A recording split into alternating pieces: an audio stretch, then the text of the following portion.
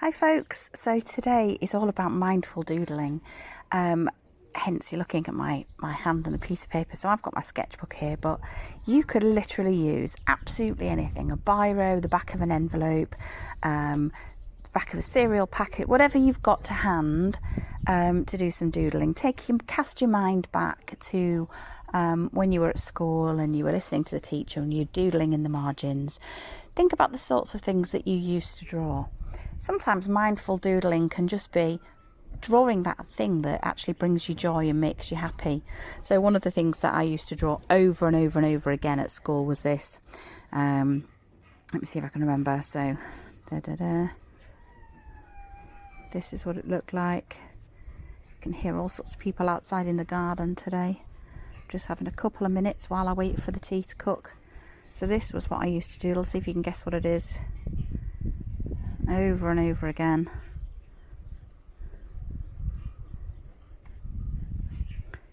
It's an elephant squirting water. And I used to doodle that over and over again in my school books at school, along with other things, kind of like little patterny doodle things, you know, those things where you kind of work out if you can kind of make a house without taking your pencil off the paper, those kinds of things. So doodling is something that we kind of quite a lot of people do just naturally. However, mindful doodling is something that just takes your mind away from other things that you've got going on. So you're not focusing on any of your worries, anything that's been happening in your life. You're just focusing for that short period while you're doodling on the pencil, on the paper. So listening to the sound that the pencil makes. Ooh, pressed too hard then. Feeling the texture of the paper underneath the pencil or the biro or whatever you've got to hand. So mindful doodling can be as simple as just scribbling and kind of going with the flow. If you've got some really nice music on that you like listening to, it's really good to put music on whilst doodling, because then sometimes you can react to the music. So for example, if I'm working with children and I put on The Flight of the Bumblebee, we get all sorts of movements like this because it's really, really fast. And then if you get something sort of really nice and flowy music, your movements might be very different. So it's interesting to see how you respond to music. So give that a go. The second part of the video that I'm going to share with you today, a different way of using mindful doodling, is just to take your pencil for a walk along the paper like this. Just go wherever the mood takes you.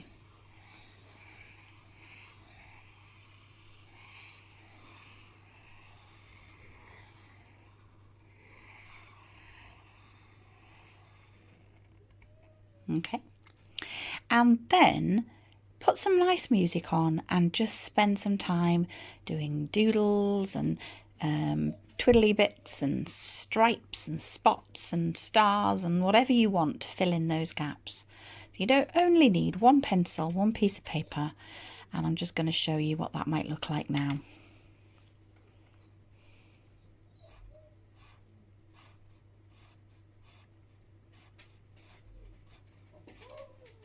Notice the sound of the pencil on the piece of paper.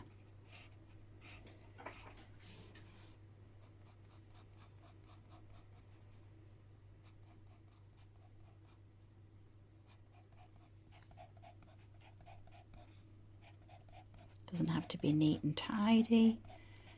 Just do something that takes your mind away from everything else. Just focus on this just for a few minutes.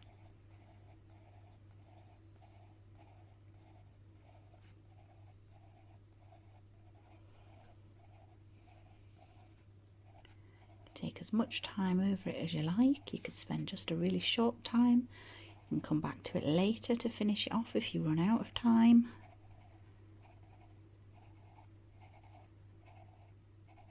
The sound of the pencil on the paper.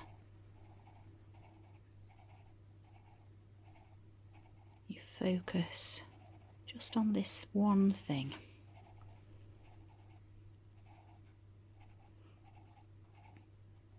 If you want to use paint, you could. If you wanted to use coloured crayons or felt tips, you could. Up to you, it's your chance to play. Creativity helping you to feel that calm.